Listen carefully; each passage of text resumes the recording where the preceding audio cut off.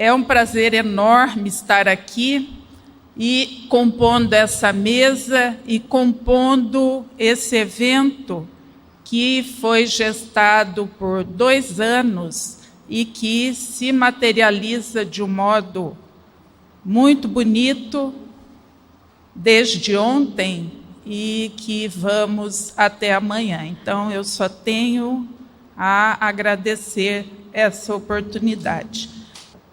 O que eu vou trazer aqui é fruto de uma reflexão, não minha, não é pessoal, é coletiva dentro de um grupo de pesquisa e, portanto, o mérito que caiba aí não é a mim, mas a esse coletivo. E fazendo parte, do corpo docente da Universidade Federal de Mato Grosso, no grupo de pesquisa que se vincula à Faculdade de Enfermagem, a gente carinhosamente chama de GPESC, e sob a parceria com a professora Laura, que infelizmente, por motivo de adoecimento, não pôde estar aqui, mas que divide, compartilha comigo todas as reflexões que aqui eu vou dar voz.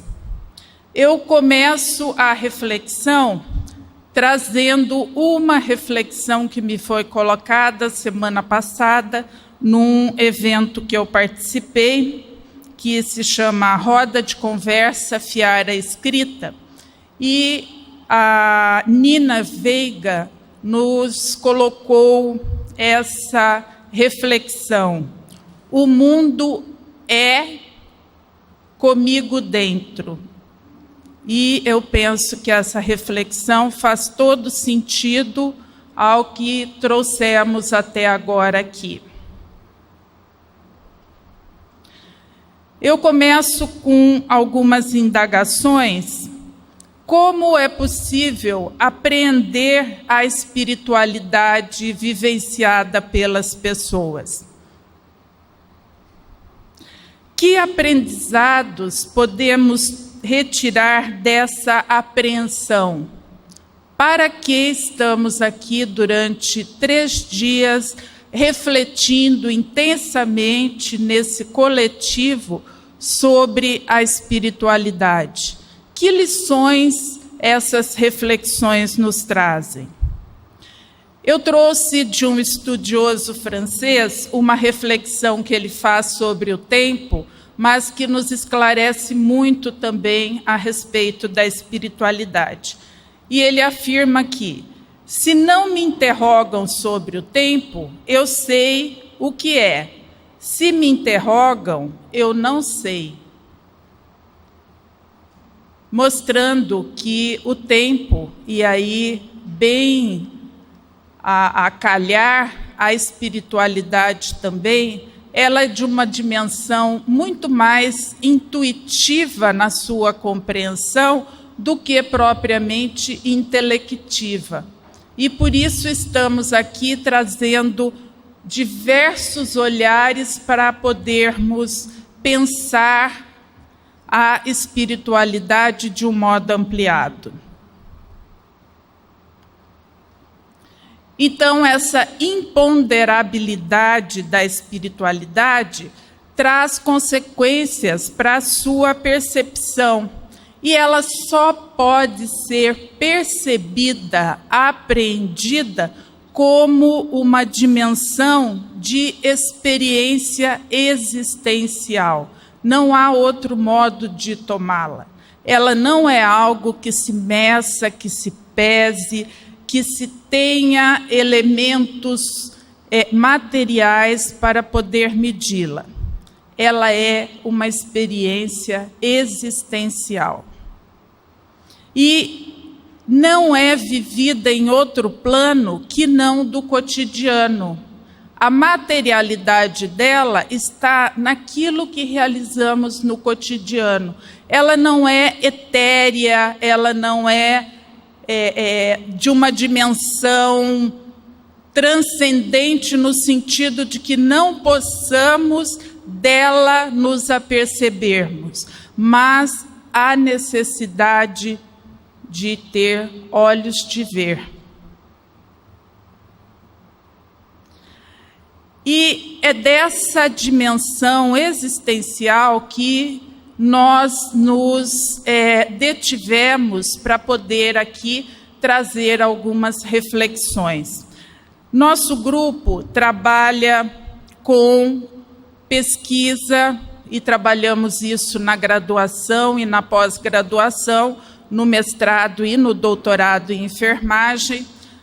E a abordagem que adotamos é na perspectiva compreensiva, sem menosprezar, desprezar ou desconsiderar nenhuma outra abordagem, mas é a eleição do nosso coração apenas, né? Então, o que vamos aqui trazer é a partir dessa perspectiva.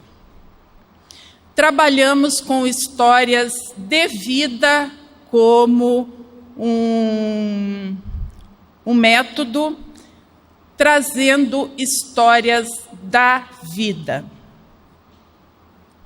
E aí há toda uma relação a ser considerada de como essa pesquisa é desenhada ao longo do processo, de como o pesquisador se põe em relação com esse participante do estudo.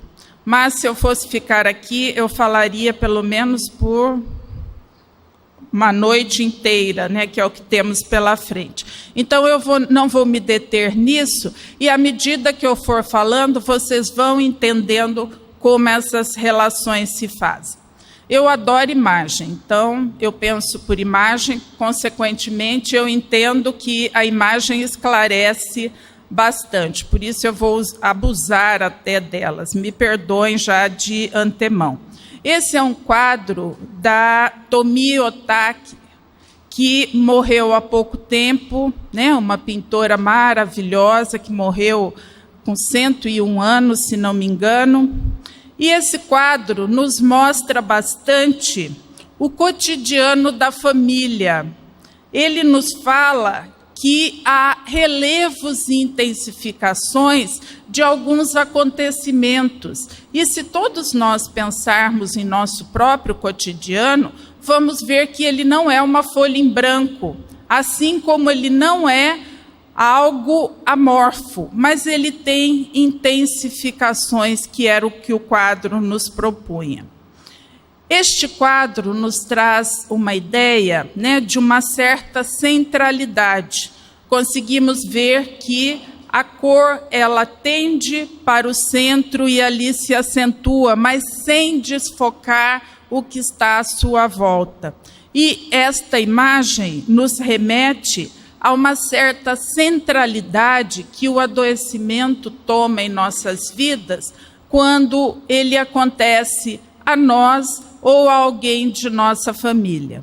Como já foi aqui amplamente abordado, tanto pela manhã, ontem, como agora, né, nas 3 outras palestras, a gente consegue perceber que, de fato, todos que estão naquela situação de vida cotidiana são afetados pelo adoecimento.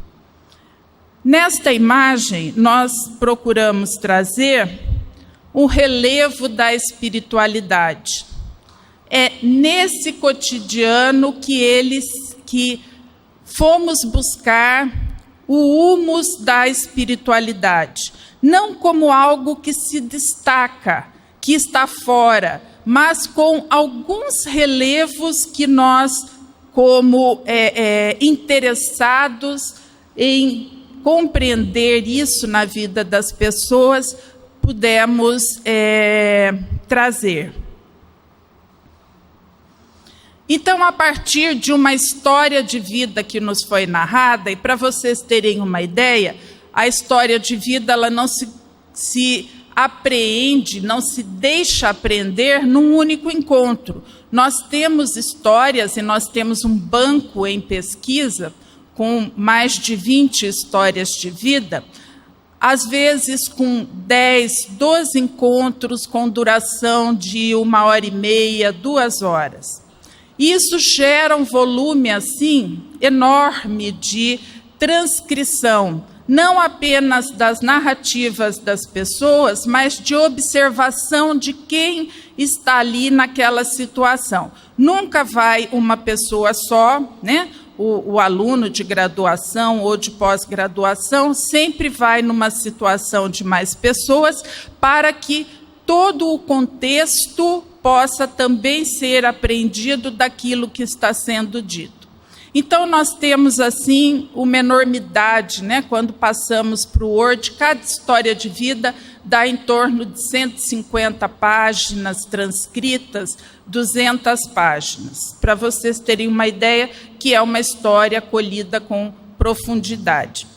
Dessa história, ela não segue, como é de se esperar, uma cronologia, mas ela é dita de acordo com as ancoragens que a pessoa vai fazendo da sua própria compreensão daquilo que ela viveu e está nos contando.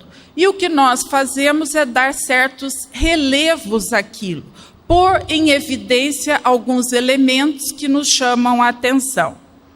E, dentre esses elementos, não em primeira mão, porque quando vamos para a história de vida, a pergunta ou a indagação é: conte-nos sobre como você tem vivenciado o adoecimento próprio, no caso, ou de alguém da família. É uma pergunta extremamente aberta. Então, nós não fomos, em nenhum dos relatos que eu vou apresentar aqui, questionar, indagar sobre a espiritualidade, mas para que elas nos contassem, essas pessoas, como elas vivenciavam no seu cotidiano aquela situação de adoecimento e cuidado.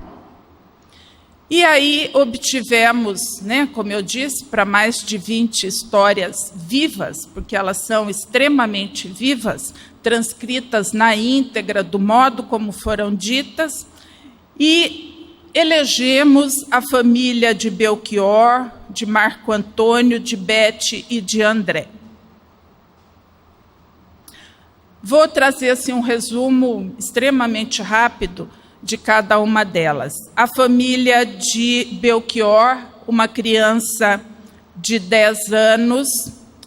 A família católica, composta por Baltazar, o pai, Maria, a mãe, Mirra, a irmã adolescente, e Belchior, de 10 anos, que vivencia o estágio avançado da adrenoleucodistrofia. Quem não conhece essa doença e quiser ter mais detalhes, tem um filme belíssimo, não muito recente, da década de 90, que se chama O Óleo de Lorenzo, e que trata exatamente da experiência de uma família com esse adoecimento. E essa criança, então, já com os seus sentidos comprometidos, apenas a audição restando, ela precisa de cuidados intensos.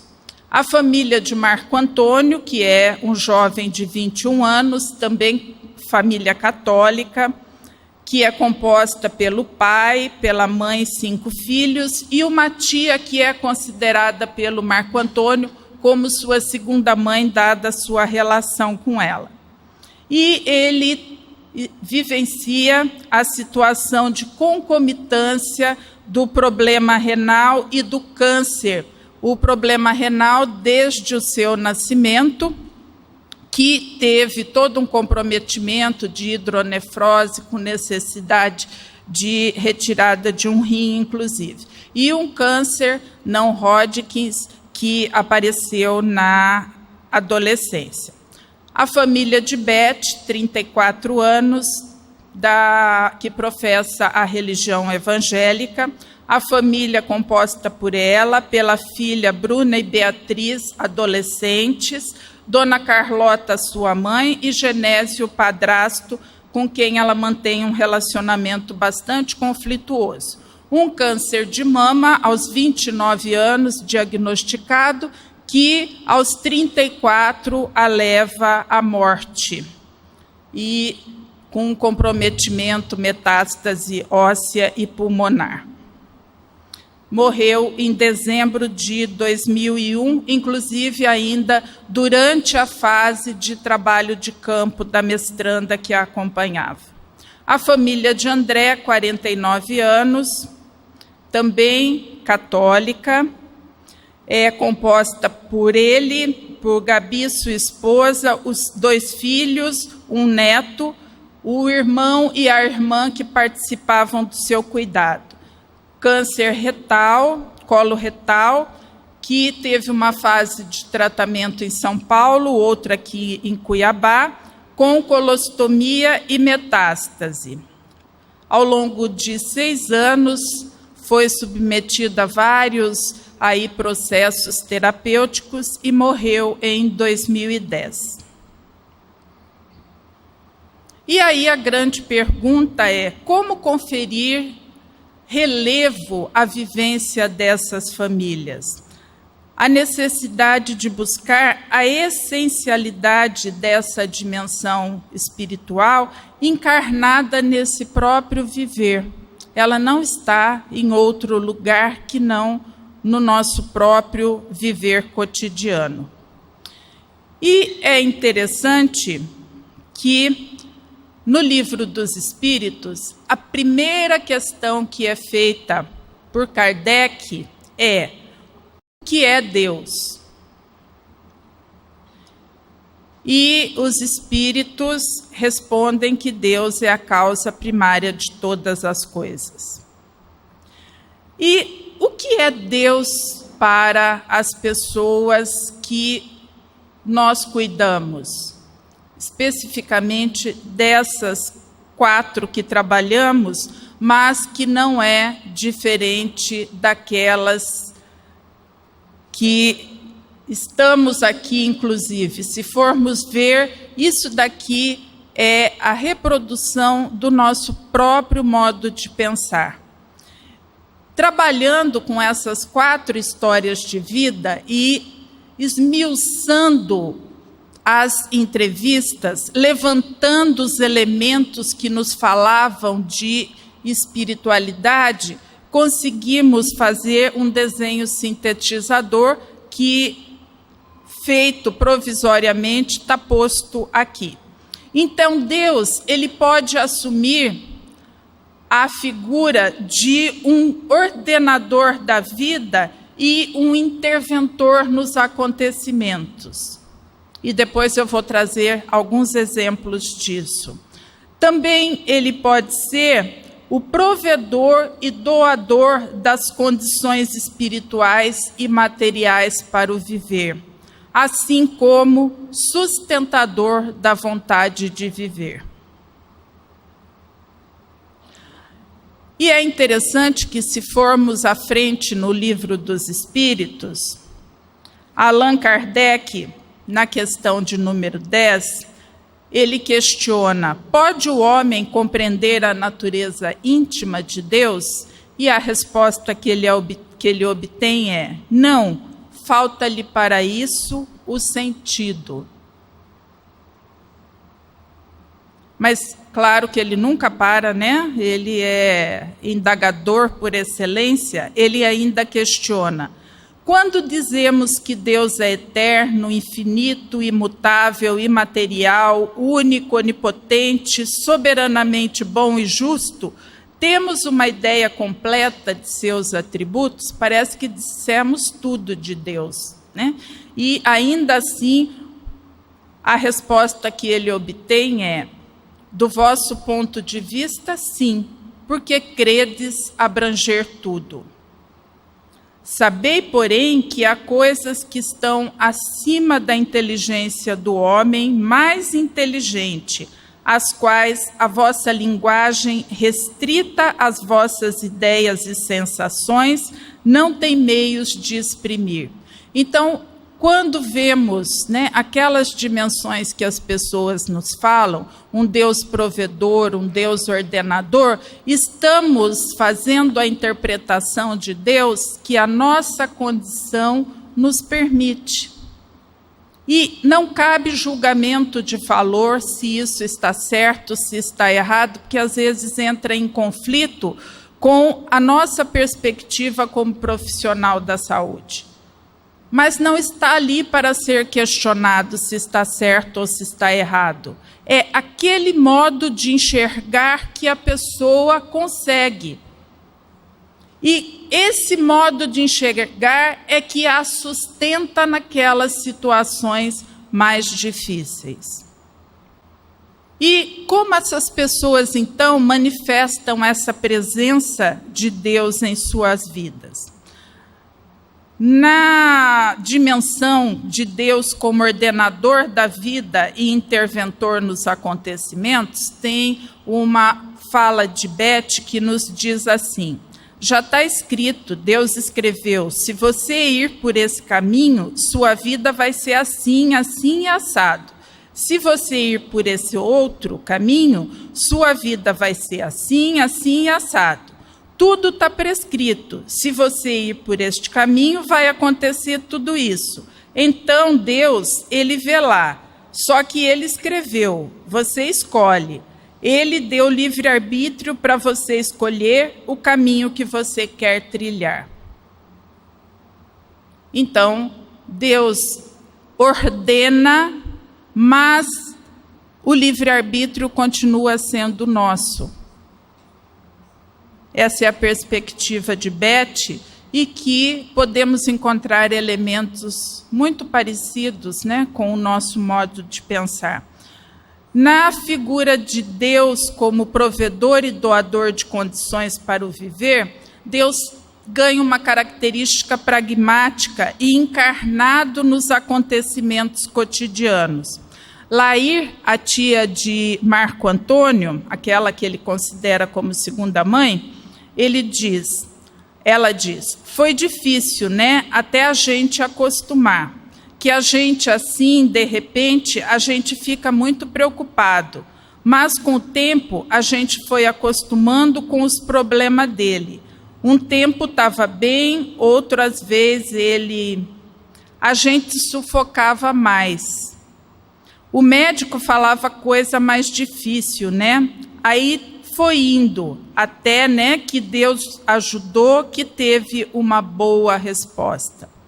Então, a gente vai percebendo Deus aí na figura, né, de um provedor de condições espirituais, inclusive para a manutenção da família nesse cuidado.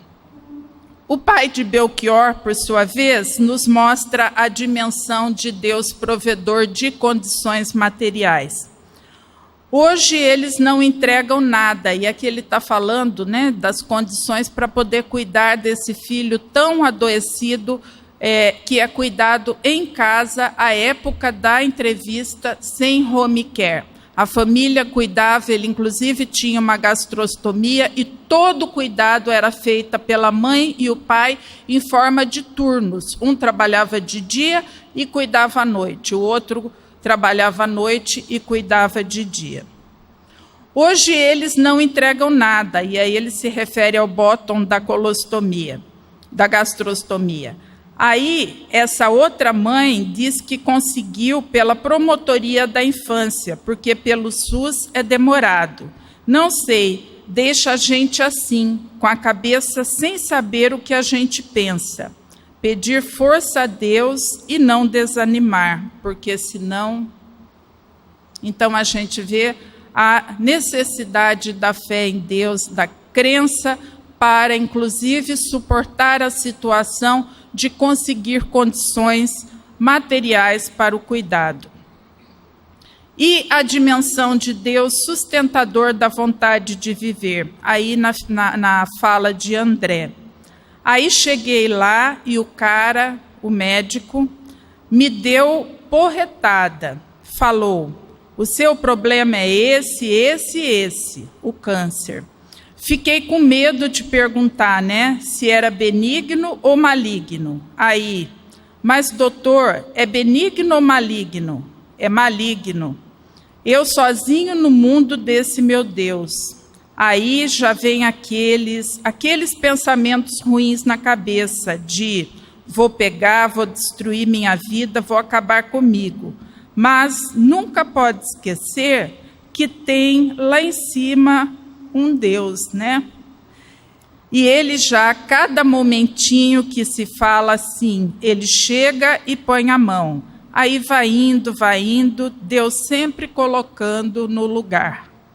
E a gente vê aí o quanto a presença de Deus é sustentadora dessa experiência. Nessa situação, a gente vê que Deus imprime coerência à vida.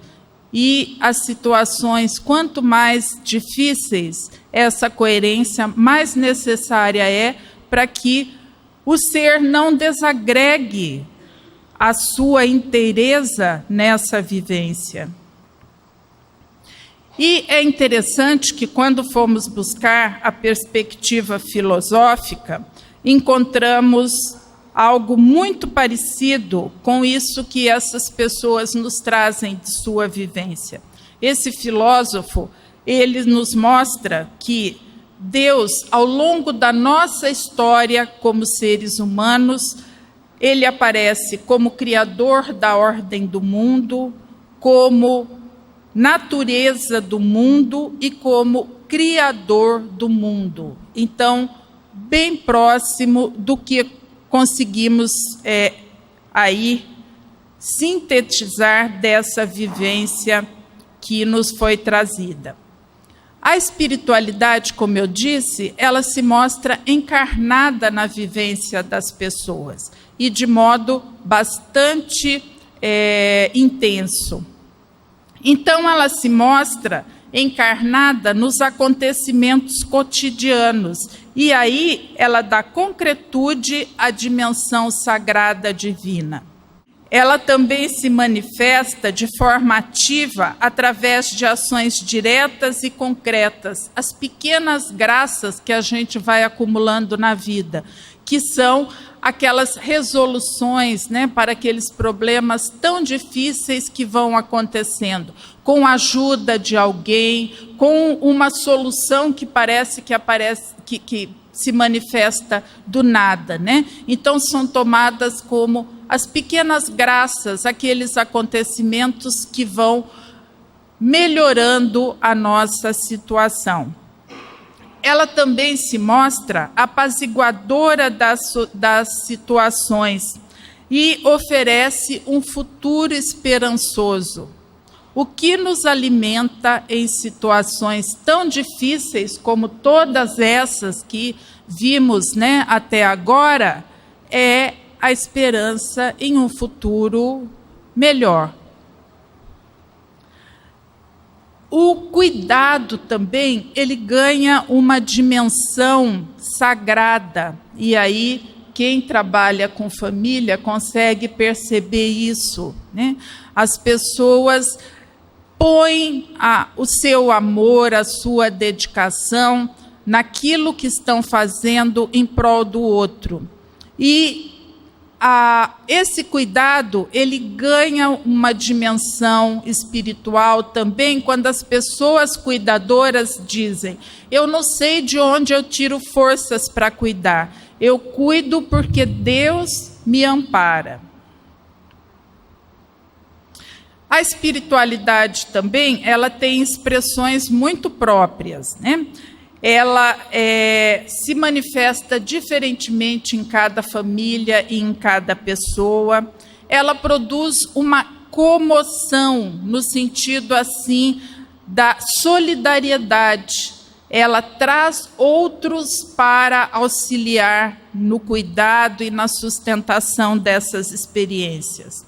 Ela se mostra uma dimensão, em alguns momentos, mais difusa e em outros muito concreta.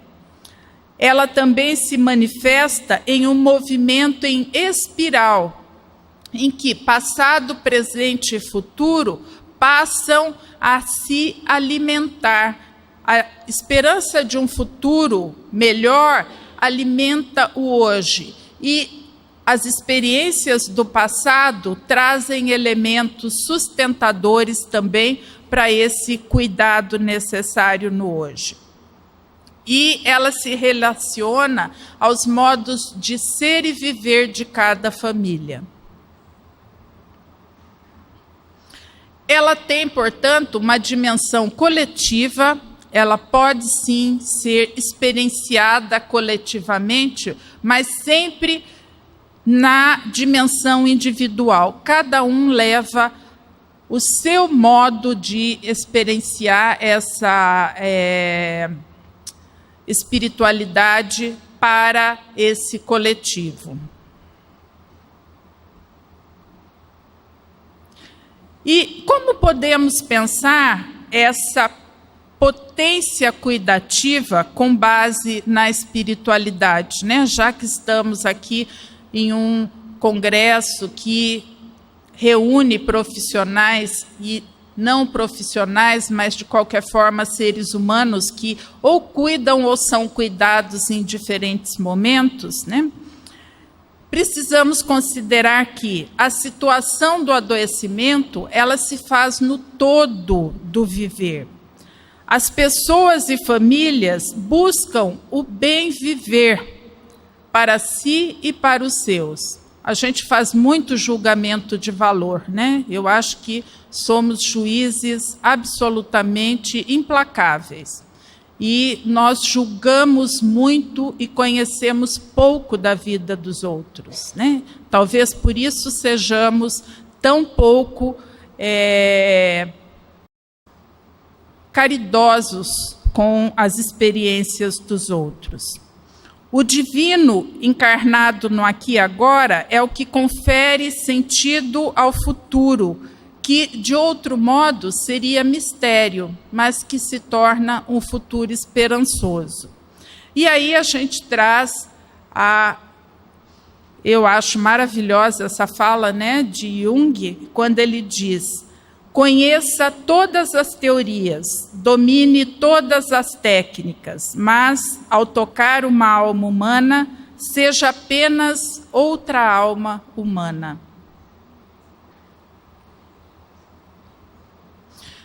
Eu trouxe um trecho de uma observação que foi feita, e esse é um recorte de um artigo publicado na revista Ciência e Saúde Coletiva, e é muito interessante ser nesse veículo, né, que a gente sabe que predominam estudos epidemiológicos, e que eu falo que Minayo, né, Maria Cecília Minayo é como vinho, ficou melhor com o envelhecimento, né? E o aconchego com que ela tomou aí uma série de artigos em número especial que tratou do morrer e da morte, eu considerei absolutamente feliz, né? Esse é um trecho, então, da experiência da Beth, narrada por Jande, a gente carinhosamente a chama de Jande, e o nome dela é Janderleia. Pude me encontrar algumas vezes com Beth nos seus últimos dias de vida, quando ela precisou ser hospitalizada, sendo que Beatriz, sua filha, me avisou por telefone: vem para o hospital, ela precisa de você. Mãe está muito sem ar, está pedindo socorro, achando que vai morrer. A transcrição é textual. Quando lá cheguei, Beth estava agitada, com respiração agônica, transpirando e com um olhar muito assustado. Permaneci ao seu lado, procurando ampará-la nesse momento tão difícil, empregando, na medida do possível, os conhecimentos como enfermeira, mas, principalmente, a solidariedade humana. Eles querem me fazer dormir, me deram até um remédio para dormir, mas, se eu dormir, como que eu vou respirar? Perguntou-me qual o jeito correto de respirar, como que faz para entrar mais ar. Isso era Beth questionando. Ela estava tão angustiada que sequer conseguia respirar, ela estava na UTI. Beth mostrava pela sua voz e seu olhar uma agonia e um desespero que deixavam qualquer pessoa sem saber o que fazer. Estava muito agitada, como se estivesse em pânico. Acalmá-la, ampará-la e dizer-lhe o que estava acontecendo. Ela estava morrendo.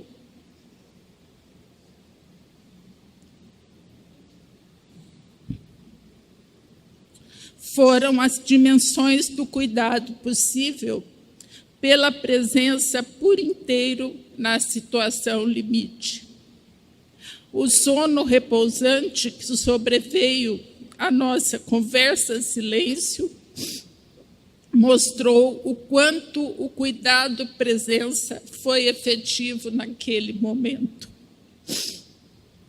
Beth morreu no dia seguinte e recebi a notícia também de sua filha Beatriz via telefone.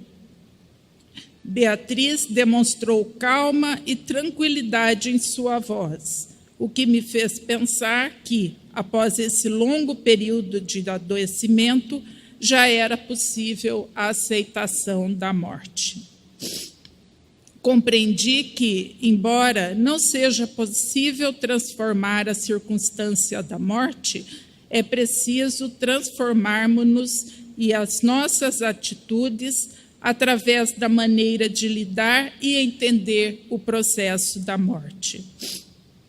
Falar da finitude do ser humano, portanto, envolve falar não só dos aspectos técnicos da morte, como fim das funções orgânicas, mas principalmente da dimensão afetiva e emocional, da tristeza, separação e saudade. Jesus nos lembra que, porque vendo não enxergam e escutando não ouvem, muito menos compreendem. Posto que o coração desse povo está petrificado, de má vontade escutaram com seus ouvidos e enxergaram os seus olhos, para evitar, e fecharam os seus olhos, para evitar que enxergassem com os olhos e ouçam com os ouvidos, compreendam com o coração. Isso está em Mateus. E, de um modo absolutamente misericordioso conosco, cada um de nós, Jesus também nos fala àqueles que têm olhos de ver e ouvidos de ouvir. Mas bem-aventurados os vossos olhos, porque veem, e os vossos ouvidos, porque ouvem. E, novamente, a frase: o mundo é comigo dentro.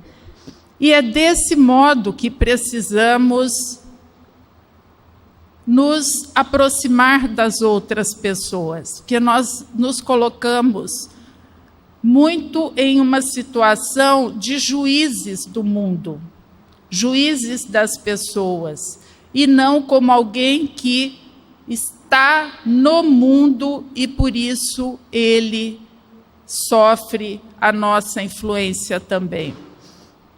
Meu tempo terminou, mas quem ainda não leu está perdendo.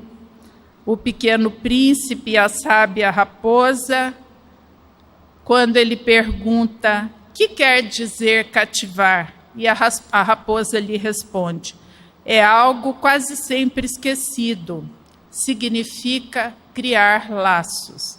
Nós temos que aprender a criar laços, a nos enlaçarmos nas situações das pessoas de quem cuidamos, porque só assim poderemos, de fato, nos aproximarmos da sua experiência, geralmente muito aflitiva, e termos alguma possibilidade de ajuda nessas situações.